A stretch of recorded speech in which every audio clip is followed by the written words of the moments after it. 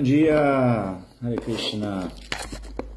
Estou aqui fazendo aqui uns ajustes para já começar a transmissão de hoje. Só um minutinho, por favor.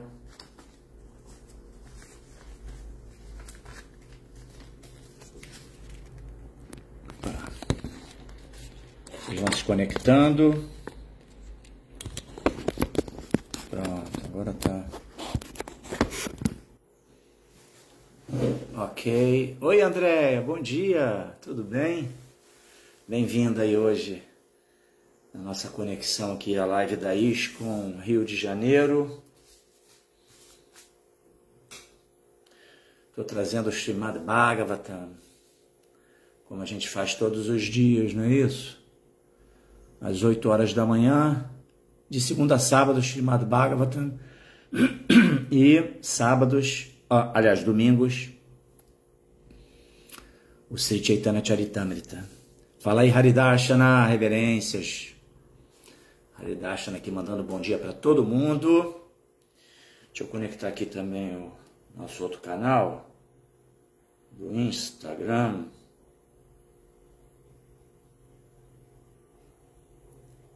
E daremos início então a essa nossa live de hoje. Pronto, tudo ok.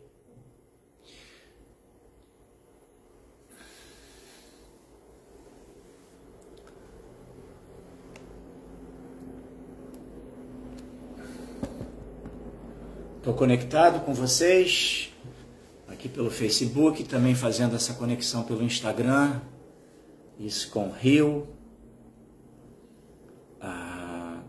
Já temos gente aqui também conectando pelo Instagram, que bom. Vamos lá então, hoje, sexta-feira, dia 6 de novembro,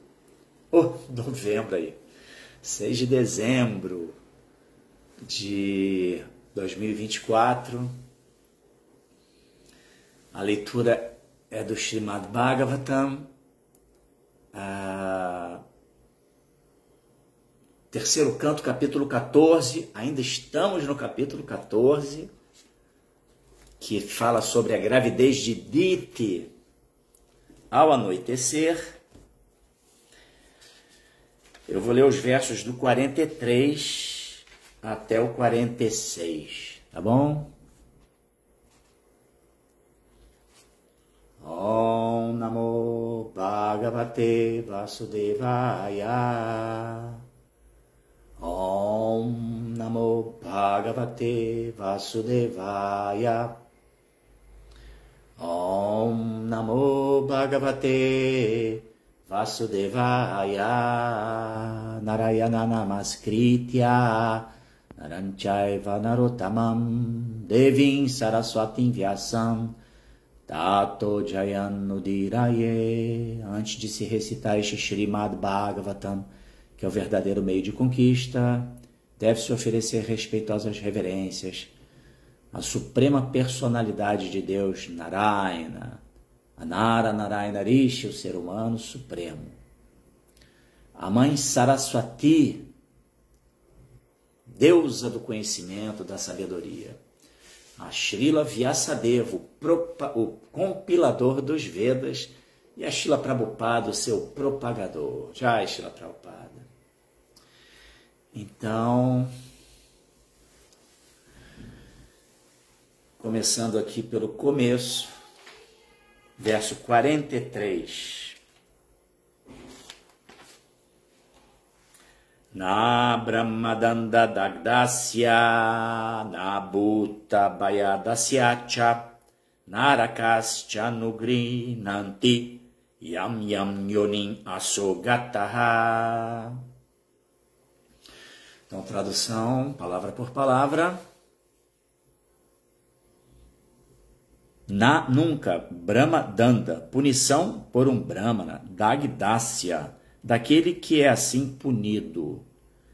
Nem Bhuta Bayadasya, de alguém que é sempre amedrontador para as entidades vivas. Cha também, Narakaha, os condenados ao inferno. Cha também, Anugri Nanti, fazem qualquer favor. Yam Yam, tudo o que? Yonin, espécie de vida. Aso, o ofensor, gataha, vai.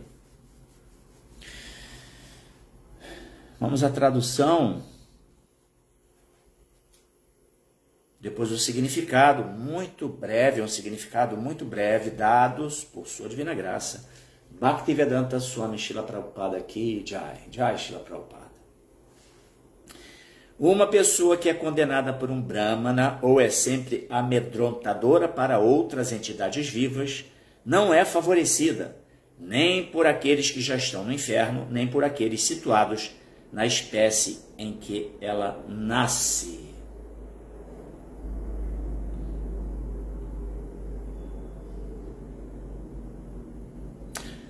A gente tem aqui o clássico exemplo, né, do que motivou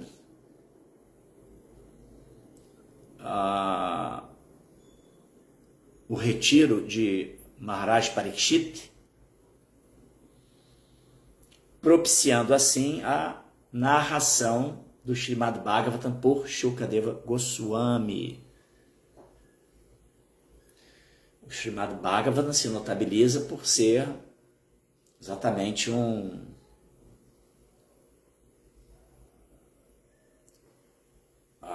conhecimento propagado quando Parikshit Maharaj, após ser ofendido por um Brahmana, um menino Brahmana, que ficou muito irresignado pelo fato de que Parikshit Maharaj ofendera o seu pai, então ele proferiu uma maldição.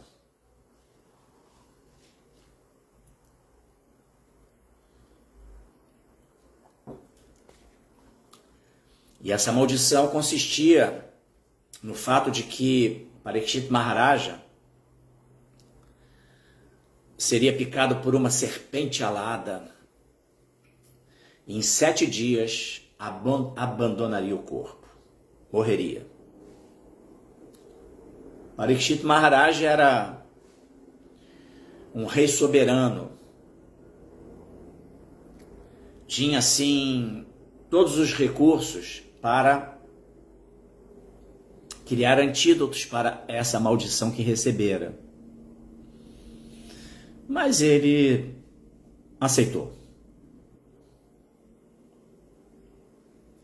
Aceitou e se retirou para as margens do Ganges, se encontrou com muitos sadhus, vedantistas, grandes devotos,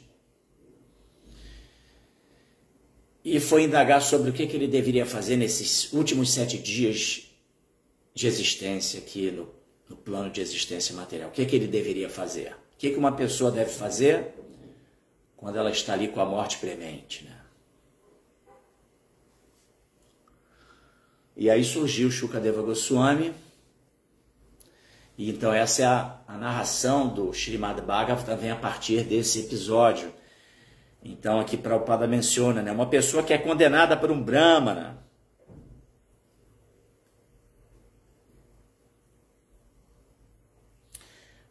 amedrontadora para outras entidades vivas, não é favorecida nem por aqueles que já estão no inferno, nem por aqueles situados na espécie em que ela nasce. Interessante que a gente remeter aqui para o mundo material, estou fazendo aqui um breve adendo, né, antes de adentrar no significado propriamente dito, que é muito curioso, por sinal, e talvez pouco compreensível para nós ocidentais, eu vou ler daqui a pouquinho, né? Mas, por exemplo, no sistema penitenciário do mundo material, quando ingressa nesse sistema penitenciário uma pessoa que cometeu assim, um tipo de crime hediondo, como, por exemplo, estupro, abuso de menores, coisas assim, os detentos que já estão dentro da prisão, eles, ao saberem que está chegando um outro detento que cometeu algum ato dessa natureza, eles vão fazer de tudo para dar cabo na vida desse criminoso, né?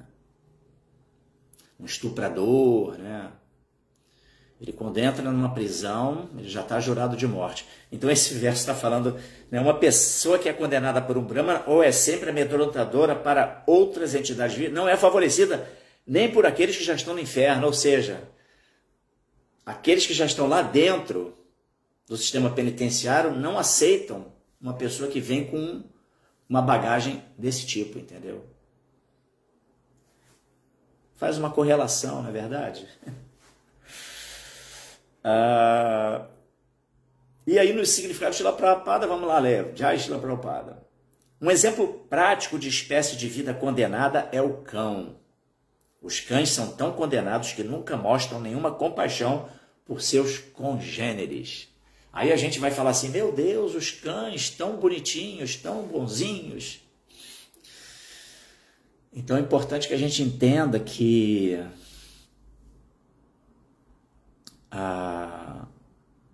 existe uma grande diferença entre a concepção, né, da vida de um cão lá no Oriente e aqui no Ocidente. Bom, vamos lá. Om Gyana Timirandasya Gyananjana Shalakaya Chakshurum Militanjana Tasmai Shri Gurave Namaha. Nasci na mais obscura ignorância. Meu mestre espiritual está abrindo meus olhos com a chote do conhecimento. Ofereço-lhe, portanto, as minhas mais humildes e respeitosas reverências. Namam Vishnupadaya Krishna Prestaya Bhuttale Shrimate Bhakti Vedanta Swaminiti Namine Sirupa Sissanatana Bhatta Raghunatha Siddhiva Gopala Bhatta Dasa Raghunatha Sadhu Goswami Prabhuski Jaya Vanchakala Patarubhyascha Kripa Sindhu Bhyaeva Cha Patitanam Pavanebhyo Vaishnavebhyo Namo Namaha Jaya Sri Krishna Chaitanya Prabhu Nityananda Shri Advaita Gadadhara Shivasadi Gaura Bhakta Brinda Hare Krishna Krishna Krishna Hare Hare Hare Rama Rama Rama Hare Hare. Então voltando aqui, Na Brahmadanda Dagyadasya Na Bhuta Bayadasya Cha Narakascha Nugri Nanti Yam Yam Yonin Asogataha. Uma pessoa que é condenada por um Brahmana ou é sempre amedrontadora para outras entidades vivas não é favorecida nem por aqueles que já estão no inferno, nem por aqueles situados na espécie em que ela nasce. Então aqui o significado Prabhupada fala sobre os cães, né? Que eles são tão condenados. Claro, Prabhupada está se referindo à entidade viva, à alma espiritual que está habitando uma forma de cão. Então eu mencionava aqui, para poder dar tentar esclarecer esse ponto, né? Primeiro que Srila Prabhupada ele é um Nityasiddha, um devoto puro, um Uttama Adhikari, e ele não vê distinção entre um cão, uma vaca, um Shudra, um Brahmana, né? Prabhupada ele sempre, com seus olhos de lótus, né? Com a sua compaixão, sua misericórdia, ele sempre enxergou toda e qualquer entidade viva como uma parte integrante de Krishna, né? Toda entidade viva, ela é uma parte integrante de Krishna e recebe invólucros, né, corpos materiais, de acordo com aquilo que ela está atrelado com seu karma, né, com a sua jornada no mundo material. E como eu disse, no Ocidente, os cães eles são venerados, são tratados até como... Tem até um caso agora recente, já teve mais de um caso desse tipo, né? Que o cão recebeu uma herança do seu dono. Uma herança de milhões, entendeu? Imaginem isso, né? Então, até Prabhupada, quando ele chega no Ocidente, ele falava sobre isso quando ele observou essa veneração. Não que ele não tivesse a compaixão pelas almas que se encontram nas formas de cães, mas ele achou muito curioso como que os humanos aqui do Ocidente eles tratavam os cães, né, adorando, com assim um tipo de atenção que extrapola o bom senso até, né? Às vezes a gente vai nos supermercados, não, nos shoppings por aí, a gente vê madames carregando seus cãezinhos dentro de carrinhos de bebê, e aí o cachorrinho tá com lacinho, tá com... assim, algo assim um pouco bizarro, não é verdade? Então é disso que está se falando aqui. Prabhupada está colocando essa questão filosófica em pauta, né? Então, quando ele chegou no Ocidente, ele viu a maneira assim exacerbada, né? Os cuidados exacerbados que os ocidentais ofereciam aos seus cães. Ele falou, nós temos que adorar God e não adorar dogs. Interessante que God é exatamente a palavra dog ao contrário. Então, Prabhupada sempre muito espirituoso, assim, com uma percepção muito aguçada, ele já lançou essa observação, né? Temos que adorar, claro, não que não devamos amar essas entidades vivas que estão ali na forma de cães, mas com bom senso, né? Com sensatez, com, enfim, entendimento, não é verdade? Então, esse é um ponto que... Agora, sim, e no Oriente, assim como, por exemplo, uma serpente, né? Uma alma que está numa forma de serpente. É uma das poucas, a serpente que é peçonhenta, que é perigosa, que oferece risco devido ao seu veneno. Tá? Segundo os Vedas que pregam a filosofia de Ahimsa também, né? Como um elemento fundamental de respeito a todas as entidades vivas, mas segundo os Vedas, matar uma cobra peçonhenta é autorizado, porque inclusive você livra aquela alma que se encontra naquele corpo peçonhento, que rasteja, que é um corpo, é uma entidade viva muito sinistra, na verdade, que está ali, que se esconde, que rasteja pelo chão e que oferece muito perigo. Então, inclusive, é um benefício para aquela entidade viva você livrar ela daquela forma que ela se encontra. É uma forma de uma liberação, digamos assim, daquela alma que está na forma de uma serpente. Então, os Vedas têm essa concepção, né? Diferentes formas que as entidades vivas, almas espirituais estão habitando. E segundo os Vedas também, o nascimento numa forma de cão, ele é muito desafortunado. Tá? Inclusive, talvez até pelo fato, que é uma conjectura minha, tá? De que muitas almas que se encontravam em formas humanas devido ao mau uso do seu livre-arbítrio e consequentemente, adotam vidas assim muito impuras, né? Por exemplo, mendigos que a gente vê aqui no Ocidente, né? O mendigo clássico do Ocidente, que come na lata do lixo, que não tem asseio corpóreo, que até normalmente é muito interessante, se associam com os cães, né? É muito comum a gente ver isso, né? O mendigo que tem aquele monte de tralha e normalmente ele tem um cachorro que o acompanha.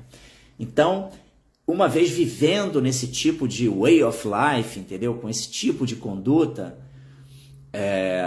não é assim um absurdo imaginar que aquela pessoa que está fazendo mau uso da sua forma humana venha a nascer como um cão, entendeu? Então, lá no Oriente, os cachorros, eles são vistos... existe assim...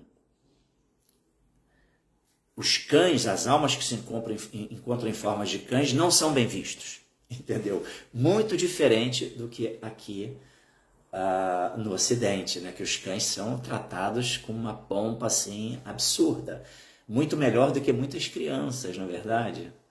É interessante isso, conforme eu mencionei, né? Às vezes a gente vê nos shoppings cãezinhos ali todos emperequetados, sendo conduzidos em carrinhos de bebê. Enfim, é uma coisa muito bizarra. Não é verdade? Mas enfim, então, aí Prabhupada faz esse seu significado, ele está atrelado a essa percepção, né? E os cães lá no Oriente, eles são muito, devido ao fato de que eles não têm uma vida de rei que nem tem aqui no Ocidente, eles são um pouco arredios, tá? Eles manifestam uma natureza mais selvagem mesmo, mais agressiva, inclusive entre eles mesmos.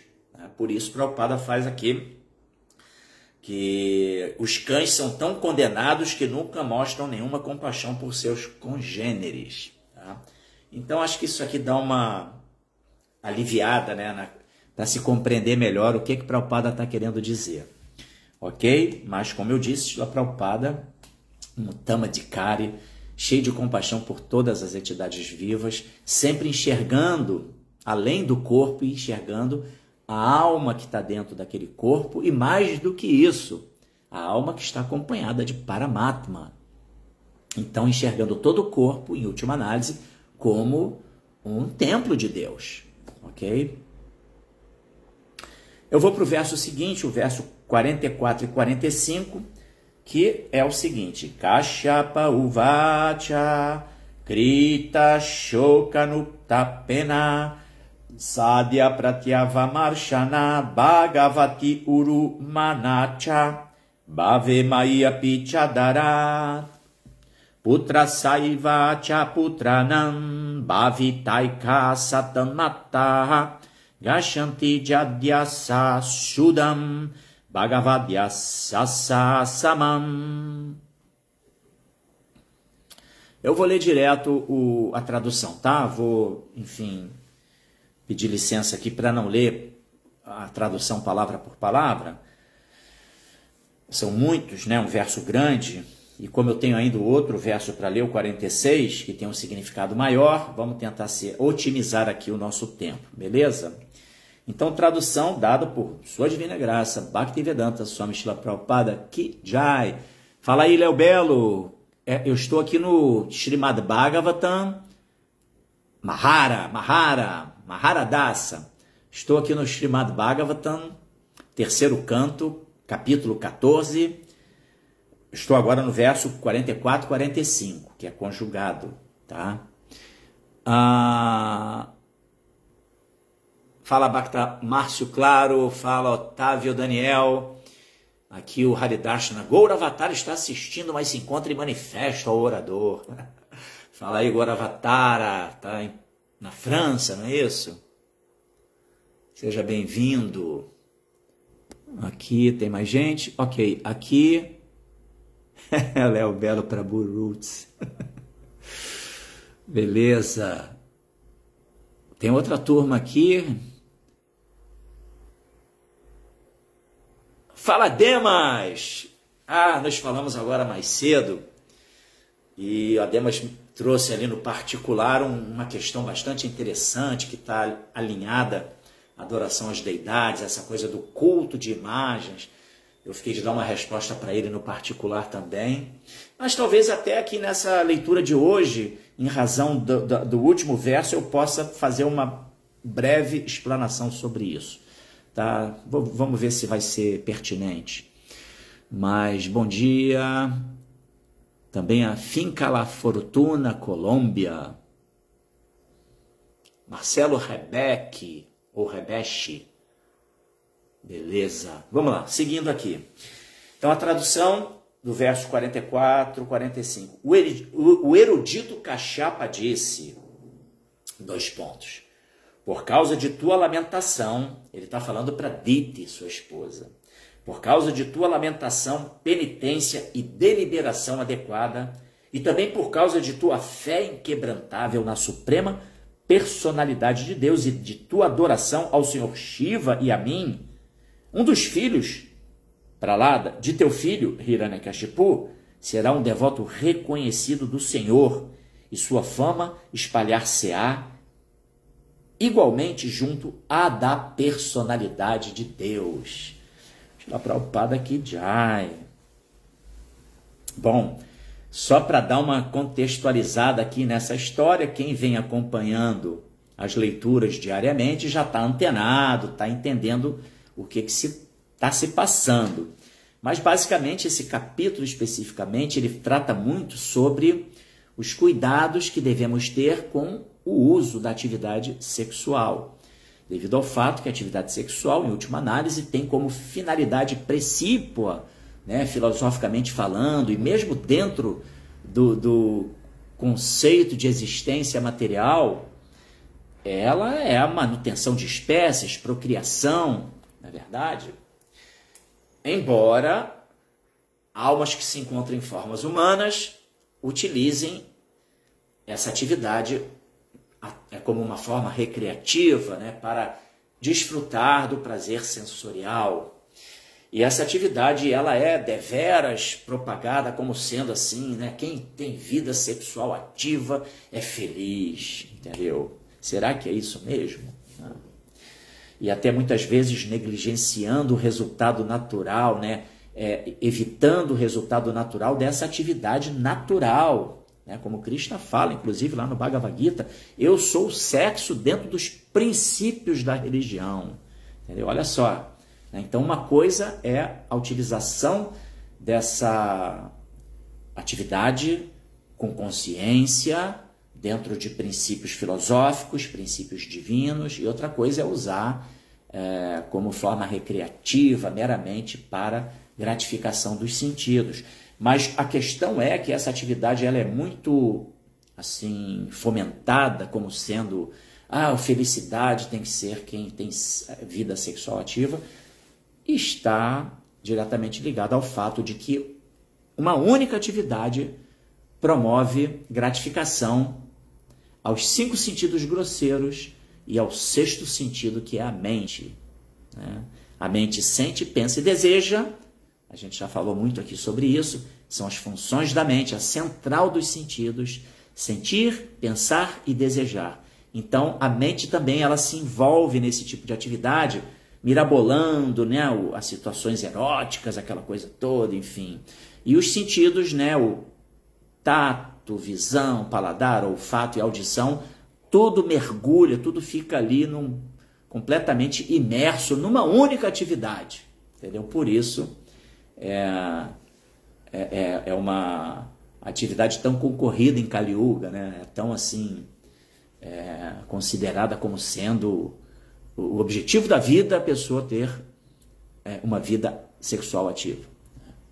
E não dentro dos princípios que regem, né, a espiritualidade, né, o bom senso, a sensatez sobre a utilização dessa potente energia que tem o poder de atrair uma alma para um ventre de uma mãe. Analise só isso, hein, gente? A atividade sexual ela tem o poder de trazer uma alma para esse mundo. Então, só por isso, a gente já tem que ter o mínimo de noção de que se trata de uma atividade extremamente importante. E sim, só para fechar esse tópico, tá? Essa contextualização que eu estou fazendo, inclusive, segundo os Vedas, o nível de consciência dos pais, né? Inclusive na atividade sexual em si, né? Vai determinar o grau de consciência da alma que vai ser atraída para o ventre daquela mãe, né? Do casal, né? Da mulher nesse casal, né? Então, é muito importante isso, a compreensão sobre isso, ok? E Kashyapa está falando exatamente aqui para Diti sobre isso, porque Diti, ela está muito pesarosa, porque ela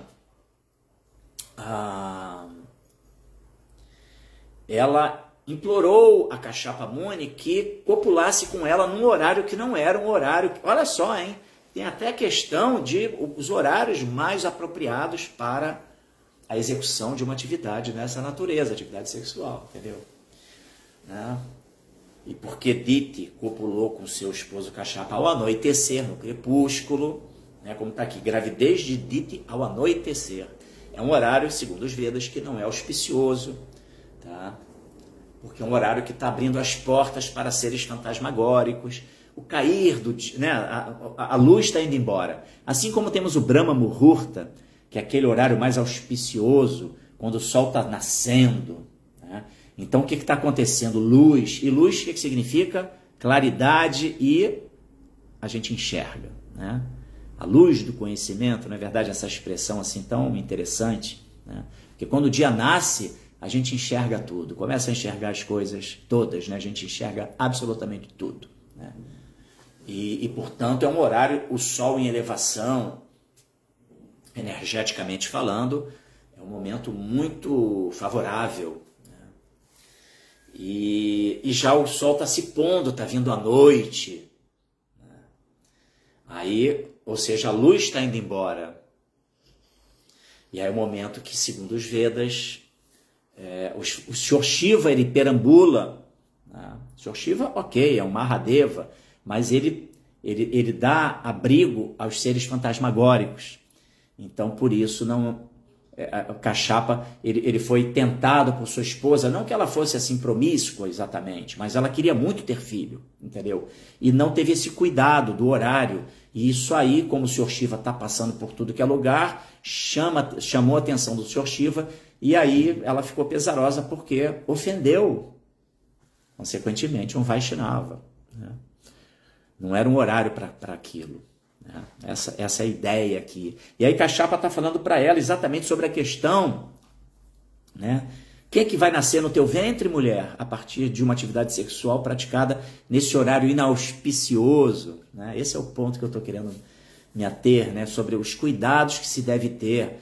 Por isso existe, eu já falei aqui numa outra leitura, também desse capítulo, sobre o Garbhadana Samskara, que é uma seção dos Vedas, uma orientação dos Vedas que trata sobre exatamente ritos para o momento da concepção, né? O momento que o casal ele vai ter o intercurso sexual com a finalidade de atrair uma alma para esse mundo, ou seja, ter filho, um filho, né? Uma filha, e aí tem toda uma orientação para que aquilo seja praticado dentro do conceito de serviço devocional a Krishna e, consequentemente, trazer uma alma elevada, uma alma que venha somar na missão do Senhor Chaitanya Mahaprabhu, entendeu?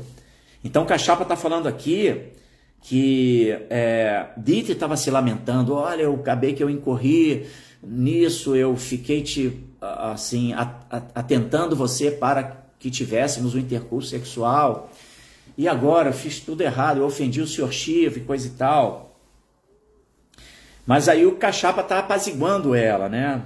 Olha, devido à sua penitência, deliberação adequada, por causa de tua fé inquebrantável em Deus, e de tua adoração ao Senhor Shiva e a mim, ele como um Brahmana, né? Que embora tenha também ali escorregado, né? E atendeu a solicitação de sua esposa Diti, mas ele está falando, olha, fica tranquila, porque um dos filhos do teu filho, né?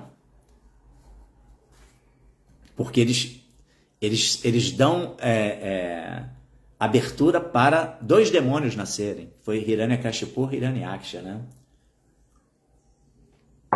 Então, primeiro Hiranyakashipu. Bem dentro dessa questão, né, dos cuidados que se deve ter no ato sexual, porque quem que vai vir, né? Quem que será atraído, entendeu? A correlação do estado de consciência do casal vai determinar a alma que virá. E veio Hiranyakashipu, entendeu? Hiranyakashipu, um baita de um demônio, né? A maioria de vocês já ouviu a história de para lá da Maharaja, o surgimento de Nrsimhadeva a partir do momento que Hiranyakashipu ele tenta matar o seu próprio filho, um grande devoto de Krishna, né? Então Kashyapa está falando aqui para Diti, fica tranquila que, olha, você vai nascer um demônio, mas o filho o teu neto vai ser um grande devoto de Krishna. Claro, gente, vamos entender que Krishna ele cria todo um teatro transcendental para que a gente possa exatamente, através dessa forma lúdica de expressão, ele transmite o conhecimento sobre tudo isso que está se falando aqui, né?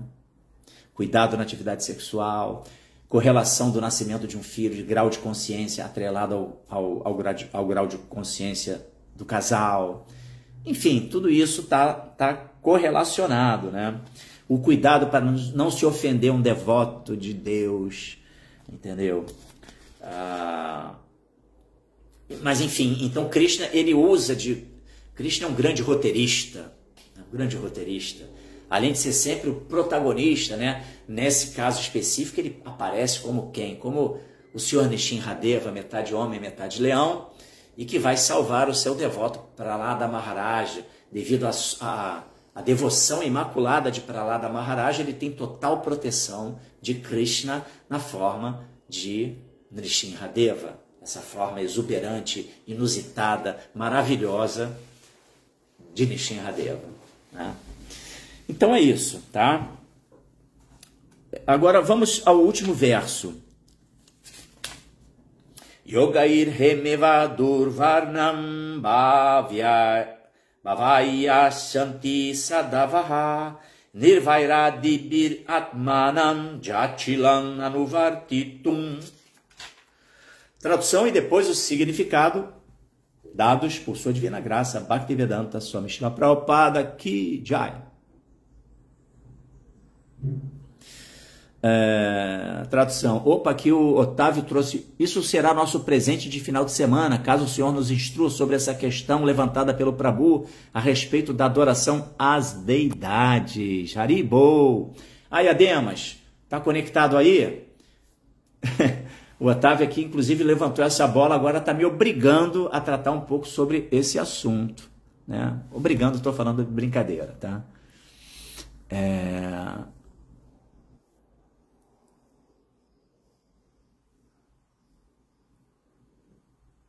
Vamos lá. Tradução. A fim de seguir seus passos, pessoas santas tentarão emular seu caráter, praticando o libertar-se da animosidade, assim como o processo purificatório retifica o ouro de qualidade inferior.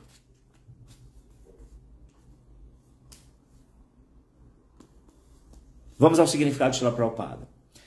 A prática de yoga, aspas, o processo, aspas não, parênteses, a prática de yoga, parênteses, o processo de purificar nossa identidade existencial, fecha parênteses, baseia-se no autocontrole. Sem autocontrole, ninguém pode libertar-se da animosidade. Sem autocontrole, ninguém pode libertar-se da animosidade. No estado condicionado, todo ser vivo tem inveja de outro ser vivo. Mas no estado liberado, há ausência de animosidade. Prabhupada coloca aqui a inveja como sendo assim um elemento, né, de animosidade muito importante. Eu, Ademas, estou aqui ainda conectado. Inclusive, hoje tenho tantas perguntas que estou escolhendo aqui. Ai, que legal, cara. Essa leitura aqui diária é muito boa, gente. É muito boa. Ontem, inclusive, o Sanatana Dharma. Sanatana Dharma, que é um padre, gente, que professa a fé cristã. Ele é um padre Vaishnava, entendeu? E deu uma aula ontem bastante contundente, muito legal. Tive a oportunidade de ouvir e, enfim, inclusive trazendo assim elementos, né, da cultura cristã, elementos da Bíblia, convergindo com do verso que ele deu ontem, que foi o 42, tá? Bem interessante. Mas é isso, vamos lá. Continuando. Apesar de ter sido torturado por seu pai de muitas maneiras, após a morte deste, Prahlada Maharaja orou à Suprema Personalidade de Deus que o libertasse. Olha o caráter imaculado de Prahlada Maharaja, né? Conforme eu falei, Prabhupada ele tem amor por toda entidade viva, independentemente da forma que a entidade viva se encontra, né? Esse é um Uttama Adhikari, porque ele está enxergando a alma que está dentro do invólucro, que é o corpo material. Não importa se é o corpo de uma minhoca, de um sapo, de uma ave, um cachorro, um elefante ou um humano, né? Ali está uma centelha viva, uma alma espiritual que é a nossa identidade verdadeira, né? Então, Prahlada Maharaja, assim também como Prabhupada, embora seu pai tivesse tentado matá-lo de diferentes maneiras, quando ele foi salvo das ações ímpias de seu pai e de ondas que o seu pai praticou contra ele, aí ele pediu que a Nrsimhadeva desse a liberação para o seu pai. Entendeu? Né? Esse é o caráter de um Vaishnava, né? De um devoto nesse nível, né? Ele teve compaixão por aquela entidade viva que era o seu pai e que tentou matá-lo de diferentes maneiras, porque seu pai era muito demoníaco e se incomodava com o fato de que ele estava sempre pregando as glórias do Senhor Supremo, né? Esse é o contexto dessa história. Então, ele não pediu nenhuma bênção que poderia ter pedido, mas orou para que seu pai ateísta fosse liberado. Ele nunca amaldiçoou nenhuma das pessoas que se ocuparam em torturá-lo sob instigação de seu pai, né? Porque o pai dele também determinou que muitas pessoas praticassem atos para que Prahlada fosse morto. E depois ele pessoalmente tentou matar seu filho. Mas Prahlada, ele ficou completamente compassivo, né? Entendendo que eles estavam praticando atos inapropriados porque estavam inebriados, né, com a energia de Maya, essa energia ilusória, correndo atrás de poder, de gratificação dos sentidos e se opondo àqueles que estão glorificando Deus, né?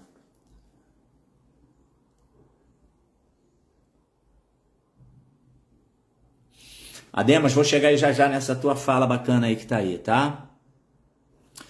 Então, vamos lá. Primeiro ponto aqui desse significado de Srila Prabhupada, ele está falando sobre a prática do yoga, né? Prática de yoga, processo de purificar nossa identidade existencial. O yoga, gente, ele não é... A finalidade do yoga não é exatamente o que muitas escolas de yoga estão professando por aí, que é meramente encontrar um bem-estar físico e até mental, né? Mas viver bem, um benefício meramente para o bem-estar da pessoa, do seu corpo, né? De viver bem nessa vida e tal. Não. A real finalidade do yoga, como Prabhupada fala, é um processo de purificar nossa identidade existencial. O yoga são etapas muito poderosas que podem ser cumpridas para nosso crescimento, nosso fortalecimento interno, tá? O que significa fortalecimento interno? Força interna, né? Por exemplo, tem uma postura do yoga que eu acho muito legal, que é a da montanha. Aquela postura, quando se faz aquela postura da montanha, caramba, é impressionante. Remete assim a um... Você se sente, né? Outro dia, até na aula de Sundarangi Mataji, ela mencionou sobre como as montanhas são exuberantes.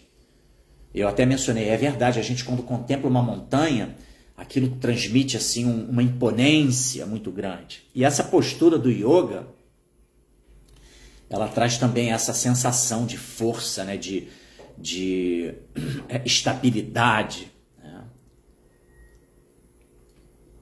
Então é disso que o yoga está falando. Convicção, força, foco. Inclusive o sistema Astanga Yoga, né? Patanjali, não é isso? Yama, Niyama, Asana, Pranayama, Dharana, Pratyahara, Dhyana e Samadhi são etapas, não é isso? Que fortalecem a nossa formação interna como seres que somos, mas que a finalidade última, né, para botar a cerejinha em cima do bolo, é a conexão com Deus através do serviço devocional.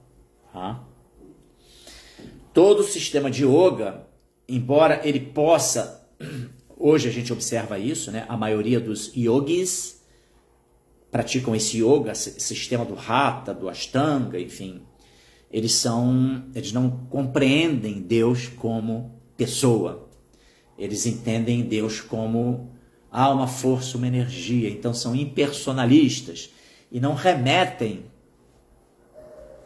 ao caminho de Upasana Kanda, ou Bhakti Kanda, que é o caminho do serviço devocional, que porque os Vedas eles apresentam duas vertentes. É aí que eu quero chegar e que talvez eu possa entrar no tópico da deidade, tá?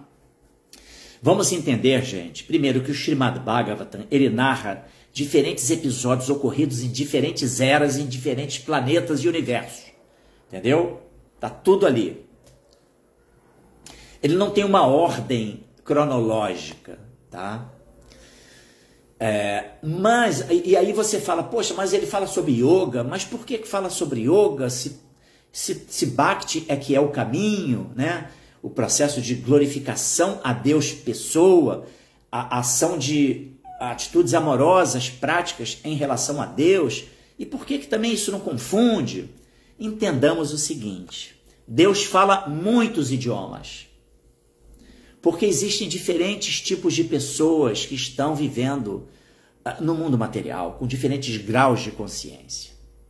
Então, esses tópicos que nós estamos tratando aqui, para muitas pessoas, não que elas sejam de menos valor, não, porque são almas, né? Então, remetemos àquela visão equânime de enxergar a alma. Porém, a alma está num grau de consciência devido às suas ações pregressas, seu karma, guna e karma, tá? Ela está vivendo um tipo de realidade e ela tem uma estrutura emocional, psicológica, uma capacidade cognitiva, um discernimento que não possibilita a compreensão de aspectos filosóficos muito profundos, entendeu? Mas ela pode começar a pensar em quê? Que ela não tem que matar, ela não tem que roubar, ela não tem que se intoxicar, ela não tem que fazer mal ao outro. Elementos básicos, né, de conduta para um ser humano. Então Deus também vai falar para essa pessoa, entendeu? Ele não vai usar de uma linguagem muito rebuscada, muito aprofundada, filosoficamente falando. Porque Deus, ele quer o quê? Ele se comprime dentro da capacidade de visão de todos, absolutamente todos. Ele quer ser acessível para todo mundo, independentemente do seu grau de consciência. Então Deus não vai falar só para uma pessoa inteligente, um brahmana. Não, ele está falando para geral, para todo mundo. Ele quer conversar com todo mundo, ele quer se manifestar para todos. Entendeu? Então ele fala muitos idiomas. Esse é o ponto. Entendeu? E sim, o yoga é um estágio preparatório, como eu falei, né, que a pessoa vai yama niyama, aceitar o que é favorável, rejeitar o que é desfavorável. Né? Asanas, posturas que te colocam em condições que você vai ter que tolerar aquilo, assim como a gente tem que tolerar situações da vida. Pranayama, respiração para poder irrigar, né? Oxigenar todas as células do corpo. Aí vem Dharana, Pratyahara, que é fixação, foco, Dhyana, e assim vai até Samadhi, que é absorção total. Entendeu? Mas tudo isso para poder dar uma estrutura que te desperte, em última análise, amor a Deus. Né? Que é assim, um princípio universal, amar a Deus sobre todas as coisas e ao próximo como a ti mesmo, certo? Então, voltando à questão, então, o Bhagavatam, ele vai falar de várias vertentes, né? Tem dois vieses importantes, que são Pravriti Marga, caminho do Pravriti Marga. Eu até mencionei isso domingo, eu fiz a palestra lá no templo, e também abordei esses aspectos dos Vedas. Pravriti Marga é um caminho é um caminho chamado Karma Kanda, né? Diferentemente do Yoga, que já é Jnana Kanda, tá? E que está atrelado, Jnana Kanda, porém, que não está atrelado ao Upasana Kanda, que é serviço devocional, né? E o yoga, ele está alinhado já com Nivriti Marga. Então vamos lá, Pravriti significa um caminho onde a pessoa busca uma elevação da sua condição de vida. Está bem alinhado, por exemplo, Ademas, a proposta das igrejas protestantes, que tem aquela coisa do progresso material, né? Da pessoa ter uma... Como é que fala?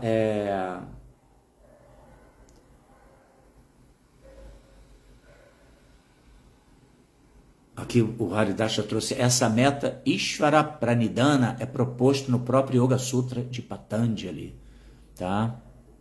A conexão última do yoga é Ishvara Pranidhana, conexão personalista com Ishvara Bhagavan. Oh, que legal esse elemento que o Haridasha, que é um mestre de yoga, né? Ele forma muitos alunos e professores de yoga. Teoria da prosperidade. Não é exatamente teoria, não. Tem um outro termo. Ademas, como é que é isso? Teoria da prosperidade. Tipo isso, prosperidade. Então, para Vritti Marga é um caminho que a pessoa pratica, Karma Kanda, tá? Aquela karma significa atividade buscando resultado. Um resultado o quê? De melhorar as condições de vida, desenvolvimento econômico, curar doenças e até mesmo obtenção de nascimentos, porque o karma, os Vedas estão sempre falando, gente, em vida como uma jornada. Ele não nos prende a percepção da vida só essa vidinha aqui, dentro desse frame de existência. Ele está sempre falando sobre vida como vidas. Nós estamos numa jornada de vidas, entendeu? Então o sistema Karma Kanda promove o quê? Benefícios até para uma próxima vida. Nascimento em condições mais favoráveis, até mesmo nascimento em planetas celestiais, enfim, olha só. Só que tem essa vertente para Vritti Marga, tá? Que a meta última é chegar em algum momento em Brahma Loka, que é o planeta mais elevado do mundo material. E quando tiver a aniquilação do mundo material, a pessoa é promovida para Vaikunta Loka, um planeta no mundo espiritual que é presidido por Narayana. É uma forma de Krishna, uma expansão de Krishna também, né? Obrigado, Ademas. Tá? Então é isso, né? A teoria da prosperidade, né? Isso também está nos Vedas, assim como muitas igrejas crentes que estão pregando essa coisa. Então ela começa o quê? A pregar o quê? Elementos bem ali, né? A pessoa, por exemplo, que usa álcool, que se droga, usa diferentes tipos de drogas, não, tem que sair da vida de entorpecimento, né? Purificação, não agredir mulher, você ter um trabalho digno. É importantíssimo isso, gente, muito importante. Entendeu? Mas não para por aí, né? Então, esse caminho Karma Kanda, ele está promovendo o quê? Benefícios ali, dentro de o estabelecimento de uma vida material mais digna, tá? Opa, entrou uma chamada aqui no meu smartphone, mas eu já desliguei e acho que tá legal, né? Tá continuando. Então, gente, mas tem o Nivritti Marga. O Nivritti Marga já é um estágio, um trilho, uma jornada em que se entende que, cara, o que adianta eu ficar investindo aqui no mundo material, ter desenvolvimento econômico e tudo mais? Essa não é a meta é purificação, é servir Deus amorosamente, eu me desatrelar desse mundo material para que eu não tenha que nascer novamente nele, entendeu? Para que eu saia do que se chama samsara, ciclo de nascimentos e mortes, o terrível ciclo de nascimentos e mortes que me submete a condições de vida muito perigosas, porque como Krishna fala no Bhagavad Gita, né, esse mundo é um perigo a cada passo. A gente envolvido com os modos da natureza material, né, todo mundo está influenciado pelos modos da natureza material, a gente pode enveredar em caminhos tortuosos de existência, né, nos apegar à gratificação dos sentidos grosseira, e aí você acaba sendo influenciado pelo modo da ignorância e ter uma vida completamente impura e muito penosa, e consequentemente correr o risco até de perder a forma humana de vida. Então imaginem, né? Então um transcendentalista, ele entende tudo isso e ele fala, não, eu quero sair do mundo material. Krishna, por favor, me leva, né? Esse é um primeiro estágio de compreensão, de liberação. Não é o último estágio. O último estágio é Krishna, faça o que quiser de mim. Mas muito bem, o Nivritti Marga, o yoga, ele está alinhado com Nivritti Marga, porque ele também está propondo um grau de desapego, porém, né, nem todas as linhas ou todos os mestres de yoga estão antenados com o que o Haridashna falou aqui, que a meta última do yoga é Ishvara Pranidhana, tá? Que está lá no próprio Yoga Sutra de Patanjali, que é essa conexão, sim, com Deus pessoa, tá? Mas se não for assim, é Gyanakanda, especulação, entendeu? E não se obtém o benefício último, que é exatamente serviço devocional, tá? Que é o Upasana Kanda ou Bhakti Kanda, que é ações sensatas, sóbrias, lúcidas, firmes, né? Que o yoga proporciona todo esse estado de consciência, né? A pessoa vai galgando, né, os estágios do yoga, estou falando daqui do sistema óctuplo de yoga, e chega numa consciência. Imagine, né, uma pessoa que se fortaleceu nos estágios do yoga e chega no Bhakti Kanda, que é o serviço devocional a Deus, né, com muitas virtudes, naturalmente, não é verdade? Embora a gente deva ficar claro que Bhakti independe de qualquer tipo de outro elemento. Bhakti, ela é independente de tudo, tá? A pessoa não precisa seguir esses estágios para receber Bhakti. Bhakti, ela vem através da misericórdia de Deus, da misericórdia do mestre espiritual. Então, consequentemente, ela é livre. Ela pode ser concedida para qualquer pessoa, tenha ou não progredido gradualmente nos estágios da vida, na sua jornada, tá?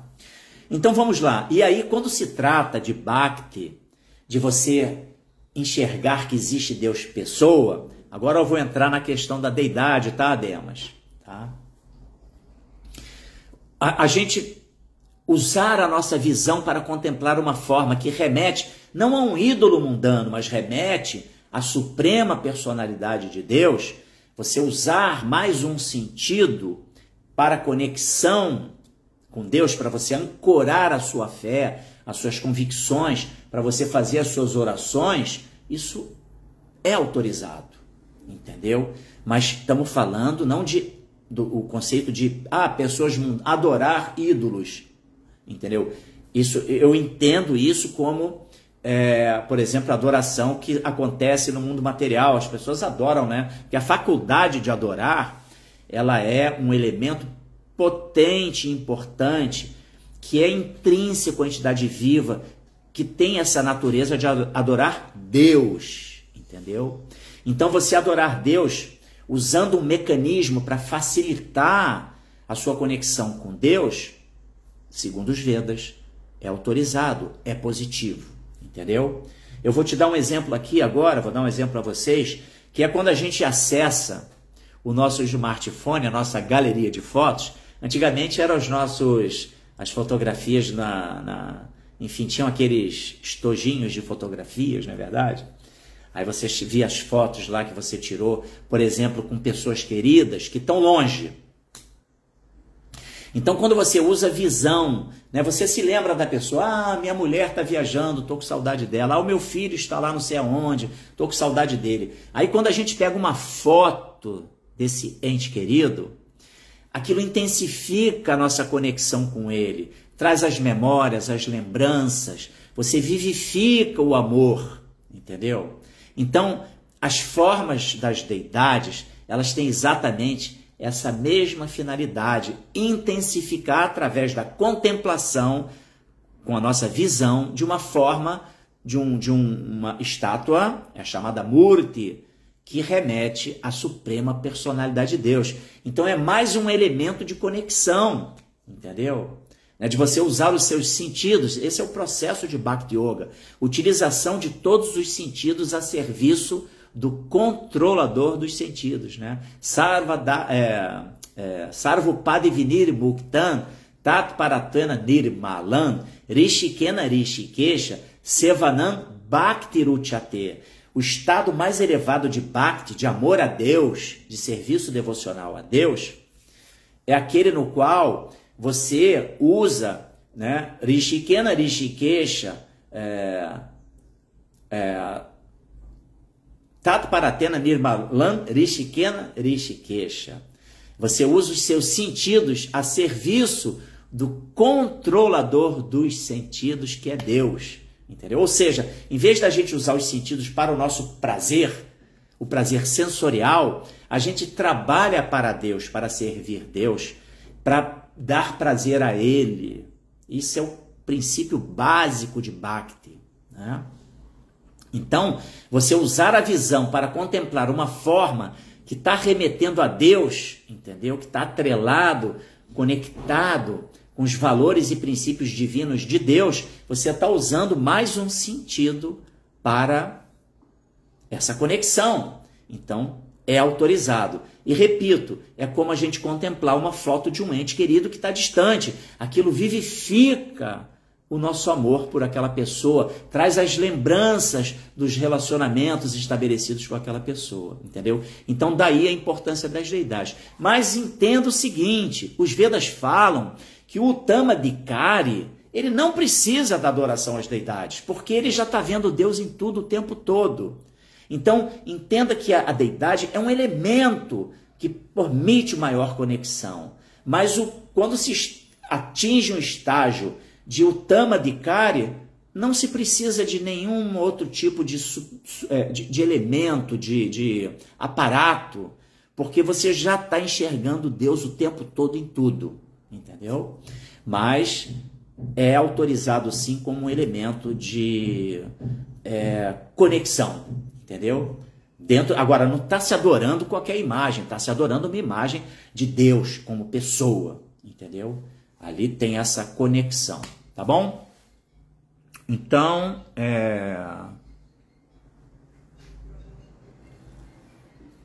o Otávio Daniel colocou aqui, minha dúvida vinha em consideração que nossos sentidos grosseiros e sutis são imperfeitos, por isso que eu tinha dúvidas sobre a adoração à deidade.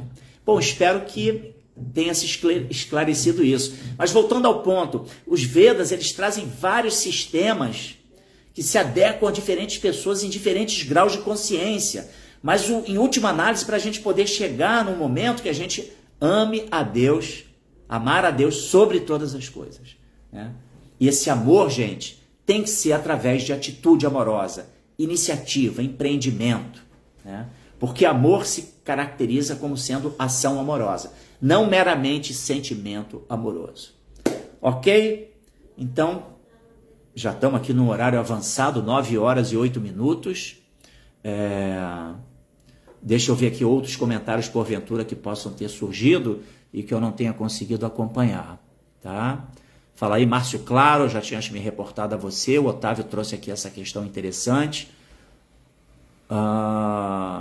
O Luiz Rocha Goulart também conectado aqui com a gente. Hare Krishna. Tudo bem, Luiz Rocha? Já falei aqui que o Haridashna comentou, né? Sobre Marcelo Magalhães. Quem deve ter sido pralada na vida passada para depois nascer filho desse demônio? Então, o que acontece, Marcelo? Na verdade, todos esses demônios, eles são devotos de Deus. Olha aqui. Quando Deus vem a esse mundo, quando Krishna vem a esse mundo, ele traz seu séquito, sua parafernália, e ele executa seus passatempos, que são esses passatempos lúdicos, que ficam essas histórias maravilhosas para a gente entender as coisas como elas são, para a gente abrir os nossos olhos para a realidade, entendeu? Então, na verdade, imagine, Hiranyakashipu não é uma pessoa comum, né?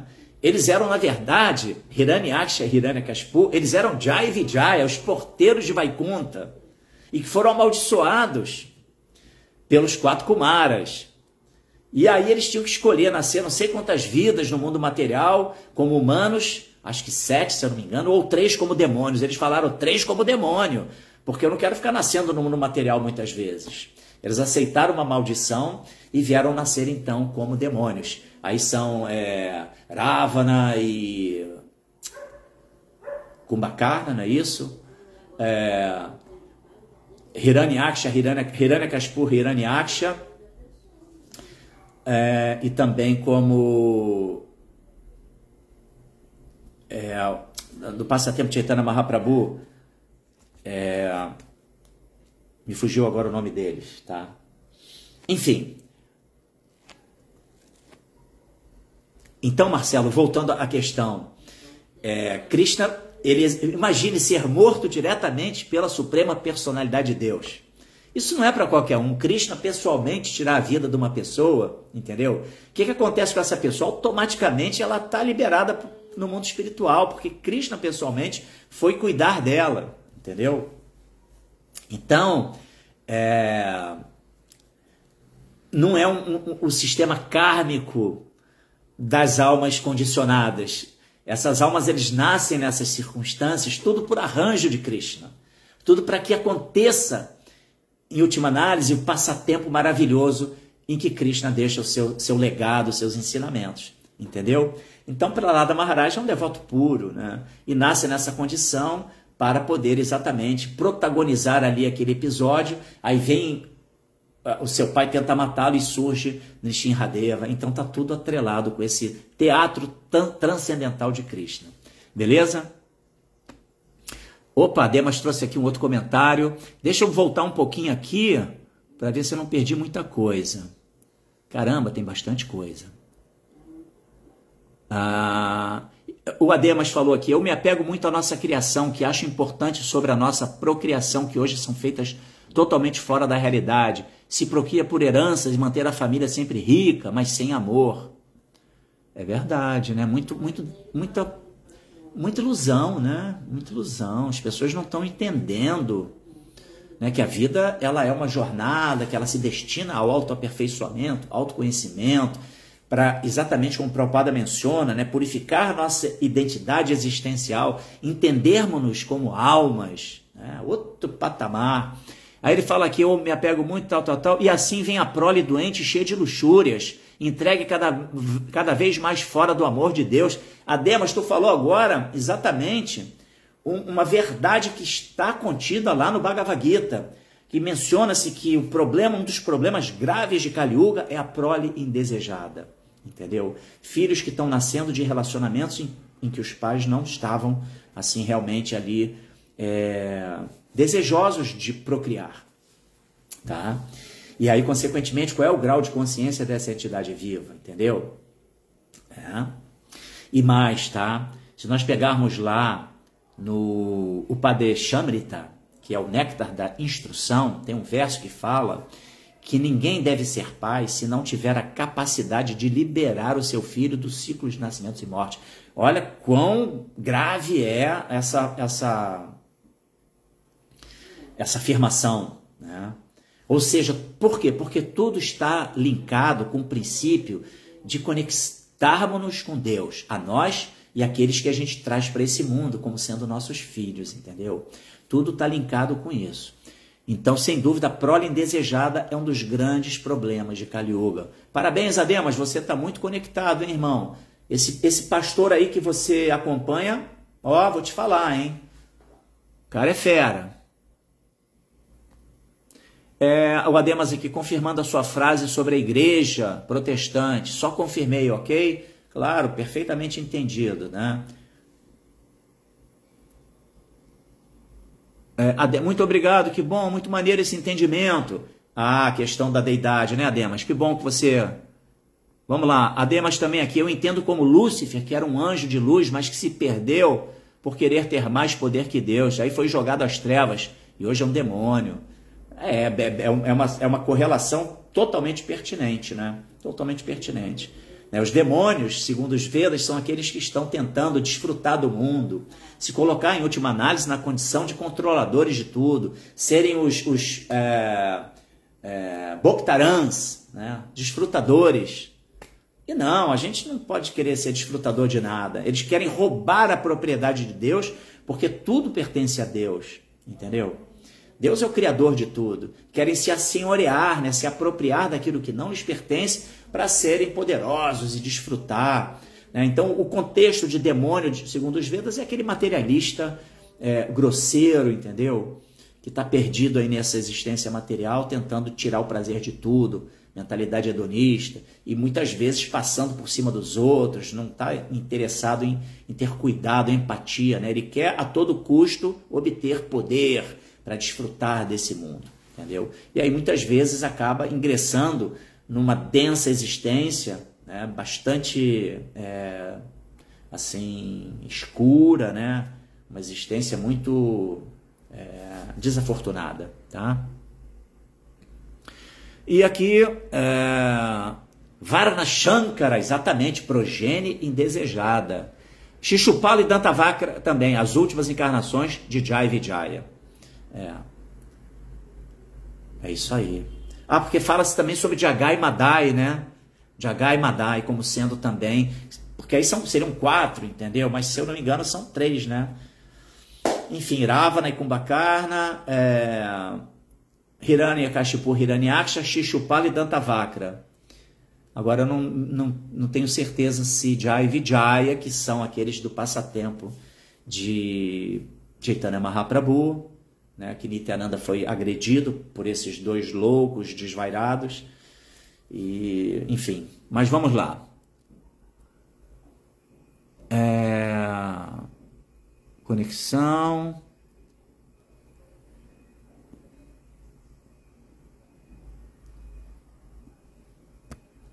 Deixa eu tentar chegar aqui nos últimos comentários.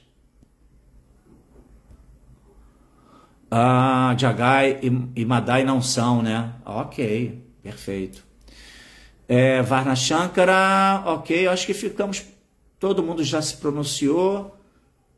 Tivemos um debate bem interessante. O horário se estendeu um pouco, mas eu acho que foi produtivo, né? Muito bom a participação de vocês. A Monisha Chatterjee entrou agora. Bom, Monisha,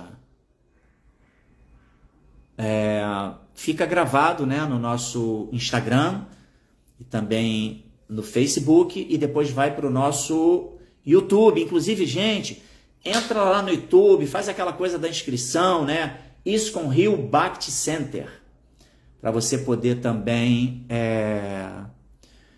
ajudar a gente a conseguir ter a autorização para a gente fazer transmissões em breve pelo nosso YouTube, ISKCON Rio Bhakti Center, tá? Prabhu, grato pela aula aqui, o nosso querido Otávio Daniel. Também agradecemos a Ademas Prabhu por ter feito essa questão sobre as deidades. Aí, Ademas, olha que legal. O Marcelo aqui manda todas as glórias aos devotos reunidos. Hare Krishna, valeu Marcelo, valeu a todos vocês que acompanharam, vocês que trouxeram comentários super pertinentes, super interessantes, que abriram, né, então esse leque de oportunidades para a gente expandir o conhecimento. Essa é a ideia desse nosso encontro aqui diário, tá bom? E a Demas também, você trouxe muitas questões, depois a gente pode falar mais no particular, fica sempre à vontade para se falar. O Ademas aqui, fico muito feliz, irmão, olha que legal, reciprocando aí com o Daniel, com o Otávio Daniel, e com todos, na verdade, né? Eu também fiquei muito feliz, muito, assim, bem-aventurado com esse debate de hoje, tá? Muito obrigado pela participação de vocês, vou ficando por aqui, e você que está no Rio de Janeiro, vai lá domingo no Templo Hare Krishna, ISKCON Rio Bhakti Center, ali na Estrada da Barra da Tijuca, número 2010, e a gente tem uma programação sempre legal, começa às 10 da manhã com yoga, tá? Esse domingo agora, esse domingo não, né, Haridashana? Teve no domingo passado, verdade, esse domingo agora teremos o Mahabharata, não é isso? O workshop do Mahabharata que está sendo ministrado pelo Haridashana, muito legal, tá? O Mahabharata que foi escrito por Hridayananda Das Goswami, um discípulo direto de Srila Prabhupada, e que é, portanto, uma escritura fantástica. Muito obrigado a todos. Opa, cadê esse comentário? Ok, confirmado o Mahabharata domingo com Haridash, às 1h30 da tarde, tá? Comentário das deidades. Vamos lá, olha aqui. Poxa, obrigado, Hari, não tinha visto. Se uma pessoa... Opa...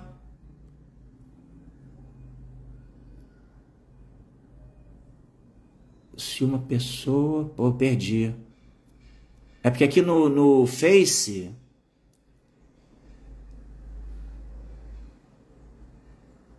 Fica difícil você, aqui com o smartphone, correr a todas as... Opa, tá aqui, ó. Achei. Se uma pessoa coloca uma caixa de correio caprichosamente, a carta não chega no destinatário.